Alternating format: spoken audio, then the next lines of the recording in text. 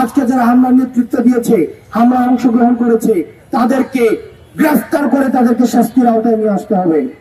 এই ফ্যাসিবাদের সমাজে ট্যাগিং ব্লেমিং এর রাজনীতি ছিল।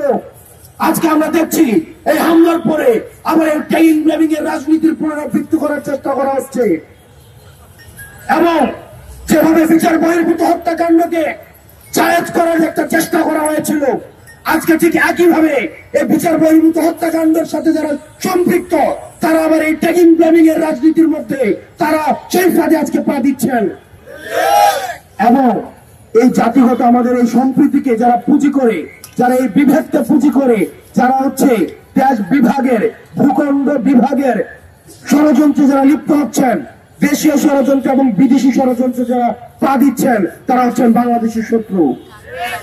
আমাদের সবার পরিচয় আমরা বাংলাদেশী, সেটির পরেও আমাদের প্রত্যেকটা জাতি নিজস্ব পরিচয়ে এই বাংলাদেশ ভূখণ্ড অবস্থান করবে।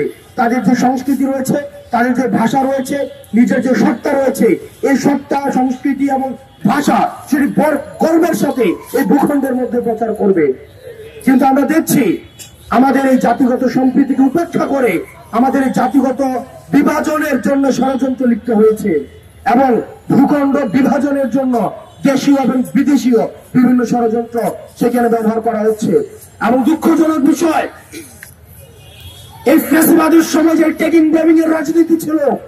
আজকে আমরা দেখছি এই হামলার পরে আবার এই ট্যাগিং ব্লেমিং এর রাজনীতির পুনরাবৃত্তি করার চেষ্টা করা হচ্ছে এবং যেভাবে বিচার বহির্ভূত হত্যাকাণ্ডকে জায়েজ করার একটা চেষ্টা করা হয়েছিল, আজকে ঠিক একইভাবে এই বিচার বহির্ভূত হত্যাকাণ্ডের সাথে যারা সম্পৃক্ত তারা আবার এই ট্যাগিং ব্লেমিং এর রাজনীতির মধ্যে তারা সেই ফাঁদে আজকে পা দিচ্ছেন।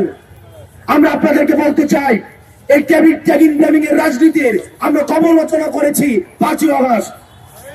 এই 5ই আগস্ট পরবর্তীতে আমরা বারবার বলছি, গর্দান এবং তলোয়ার একসাথে কখনোই থাকতে পারে না।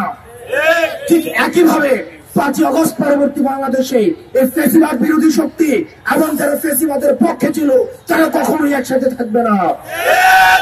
আপনি যদি 5ই আগস্টের পক্ষে থাকেন, আপনি যদি জুলাইয়ের অভ্যুত্থানের পক্ষে থাকেন, আপনি যদি ফ্যাসিবাদ বিরোধী শক্তি হয়ে থাকেন, তাহলে আওয়ামী লীগের যে ষড়যন্ত্র রয়েছে, আওয়ামী লীগের যে সফট কালচারাল হিজামনি রয়েছে, সেগুলোর বিরুদ্ধে এই 5ই আগস্ট পরবর্তী সময়ে আপনার সুস্পষ্ট এবং দৃশ্যমান অবস্থান বজায় রাখতে হবে।